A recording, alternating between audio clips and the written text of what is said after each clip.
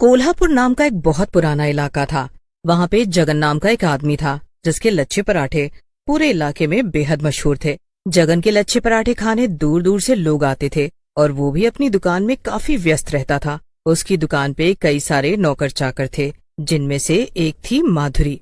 माधुरी जगन की दुकान पे लच्छे पराठे बनाने सीखने आई थी, लेकिन उसका अच्छा काम देखकर जगन ने उसे अपनी दुकान पे ही काम पे रख लिया था। क्या बात है जगन भाई, आपने माधुरी को भी अपने लच्छे पराठे बनाने की कला सिखा दी है। अब तो ये आपके जैसे ही पराठे बना लेती है।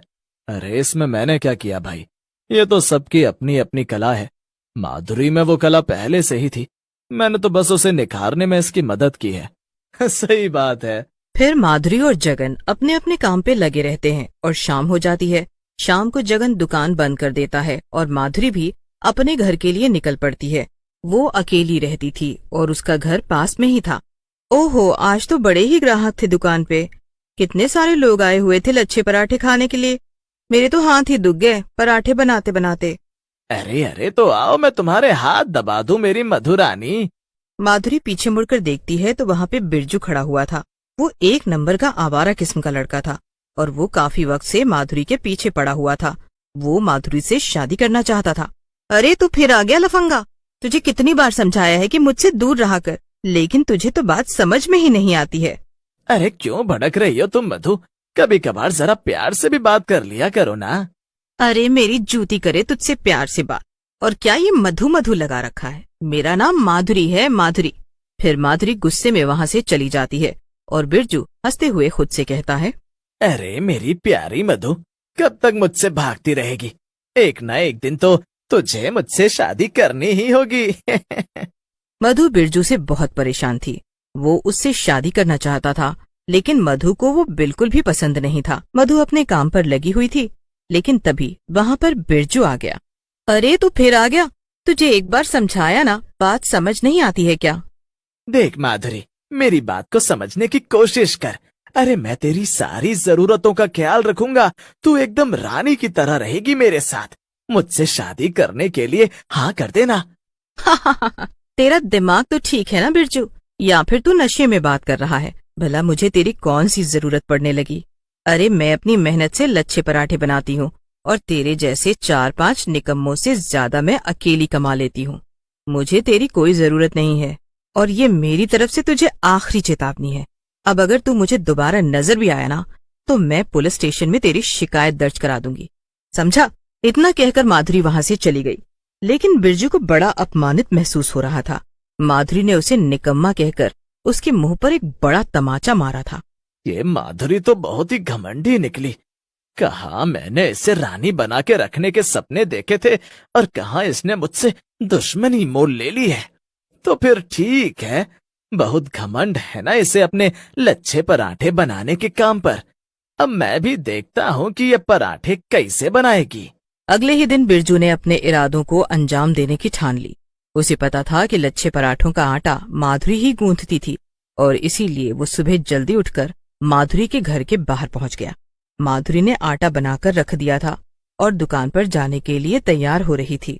यही सही मौका है, जल्दी से जाकर अपना काम कर देता हूँ। बिरजू खिड़की से अंदर कूद गया और उसने माधुरी के गुथे हुए आटे में एक पाउडर छिड़क दिया और वहां से बाहर निकल आया।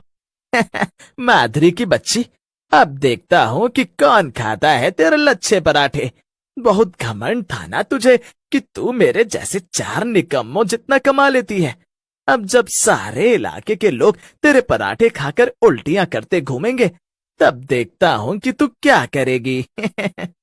माधुरी इन सब चीजों से अनजान थी और रोज की तरह अपने काम पर चली गई, लेकिन 1 घंटे के अंदर ही जगन की दुकान पर बहुत भीड़ इकट्ठा हो गई।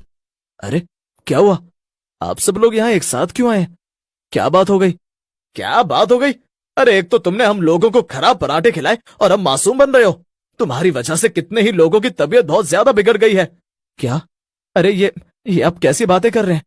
आज से पहले तो हाँ हाँ, अब ये तो तुम ही जानो कि आज से पहले ऐसा क्यों नहीं हुआ और आज क्यों हुआ। हमें तो बस इतना पता है कि पैसों के लालच में तुमने अपने पराठों में मिलावट की है। हाँ, और इसकी वजह से कई लोग बहुत बीमार हो गए हैं और इसकी भरपाई तुम्हें करनी पड़ेगी। अपनी ये दुकान अभी के अभी बंद करो और हम तुम्हें अब यहाँ पे बिजनेस नहीं करने देंगे। अरे आप लोग जरा शांत हो जाइए, देखिए, सबसे पहली बात तो यह है कि मैंने आज पराठे बनाए ही नहीं है। पराठों का आटा तो माधुरी ने गूंथा था और बनाए भी उसी ने है। इसलिए मुझे कुछ भी नहीं पता कि आप लोग किस मिलावट की बात कर रहे हैं। अरे तो आप क्या कहना चाहते हैं जगन भैया? क्या मैंने मिलावट की है? वो सब मुझे क्या पता, वो तो तू ही जाने माधुरी। तुम लोग अपना ये ड्रामा कहीं और जाकर कर लेना। हाँ, अब तो हमें यहाँ तुम्हारी दुकान नहीं चाहिए बस। चलो भाइयों, इनका सब सामान उठाओ और यहाँ से बाहर फेंको। नहीं नहीं नहीं, रुक जाइए, ऐसा मत करिए। जगन उन लोगों को समझाने की बहुत कोशिश करता है, लेकिन कोई भी उनकी नहीं सुनता है और देखते ही देखते उसकी दुकान का सारा सामान सड़क पर फेंक दिया जाता है। ये सब तेरी वजह से हुआ है कलमोही। मैंने तुझे अकेला समझकर तुझ पे तरस खाया और तूने अपने लालच के चलते मेरी ही दुकान को बर्बाद कर दिया। मैं तुझे कभी माफ नहीं करूंगा। चल निकल जा मेरे सामने से। माधुरी रोते हुए वहां से चली गई। उसे समझ में ही नहीं आ रहा था कि आखिर ये सब किसने किया। चलते चलते माधुरी अपने ख्यालों में इतना खो गई कि उसने ध्यान ही नहीं दिया कि सामने से गाड़ियां आ रही थी।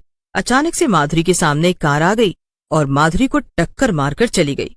कार वाला टक्कर मारकर भाग गया था और लोग माधुरी को हॉस्पिटल ले गए, लेकिन उसे बहुत तेज चोट लग गई थी और आखिरकार उसकी मौत हो गई। मरने के बाद माधुरी एक चुड़ैल में तब्दील हो गई थी और वहीं हॉस्पिटल में खड़ी ये सब तमाशा देख रही थी। अरे हाँ, इसमें बुरा क्या हुआ? ये तो कर्मों का फल है। उसने लोगों को खराब पराठे खिलाए और सबकी तबीयत खराब कर दी। लोग अभी तक उल्टियां करते घूम रहे हैं। ये तो ऊपर वाले का न्याय है। उसने दूसरों के साथ बुरा किया, इसीलिए उसके साथ भी बुरा हुआ।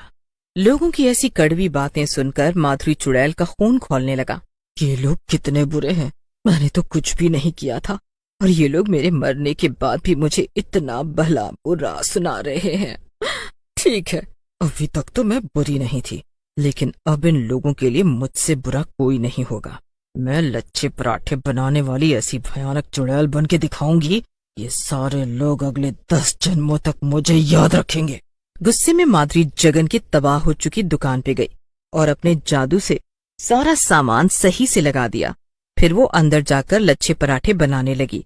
आसपास के कुछ लोगों ने उसे देखा तो वो दुकान पर आ खड़े हुए। चुड़ैल ने पलटकर उस आदमी को देखा।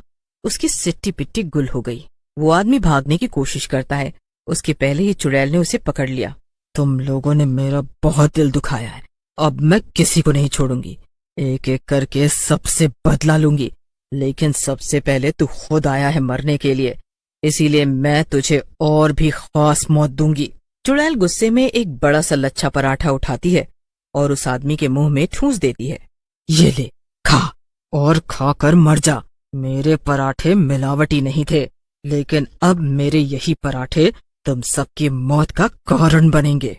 चुड़ैल गुस्से में उस आदमी के मुंह में पराठे ठूंसती ही जा रही थी और वो आदमी सांस तक नहीं ले पा रहा था। आसपास कई लोग जमा हो गए थे और वो भी ये भयानक नजारा देख रहे थे, लेकिन किसी की भी हिम्मत नहीं हो रही थी कि वो चुड़ैल को रोक सके। तभी वहां पर जगन आ गया। ये सब क्या हो रहा है? माधुरी, क्या ये तुम हो? हाँ, मैं ही हूँ और मैं अपना बदला ले रही हूँ। माधुरी, हम दोनों के ही साथ गलत हुआ है। तुम्हें भी अपने काम से हाथ धोना पड़ा और मेरी भी दुकान बर्बाद हो गई, लेकिन मुझे माफ कर दो। औरों की तरह मैंने भी तुम पर शक किया। मैं उस वक्त इतना ज्यादा परेशान हो गया था कि मुझ में बिल्कुल भी धीरज नहीं बचा था और मैंने तुम्हें उल्टा सीधा कह दिया। लेकिन मैंने पता लगा लिया है कि मिलावट किसने की थी। बिरजू ने। जगन की बात सुनकर चुड़ैल के साथ साथ वहां खड़े सभी लोग परेशान हो जाते हैं। जगन की बात सुनकर चुड़ैल का गुस्सा 7वें आसमान पर था। उसने जगन से कहा, जगन भाई, मुझे अभी के अभी उस बिरजू के पास ले चलो, मैं उसे नहीं छोड़ूंगी। मगर जगन के साथ जाने से पहले माधुरी कई सारे लच्छे पराठे बना लेती है और उसे पैक करके अपने साथ ले जाती है। थोड़ी ही देर में माधुरी और जगन बिरजू के घर पहुंच जाते हैं और बिरजू उन दोनों को देखकर दंग हो जाता है। चुड़ैल अपने लच्छे पराठे निकालती है और बिरजू को पराठे खिला खिलाकर उसे मार देती है। बिरजू को मारने के बाद माधुरी की आत्मा को भी शांति मिल जाती है और वो चली जाती है। इसके बाद जगन फिर से अपने लच्छे पराठे की दुकान खुशी खुशी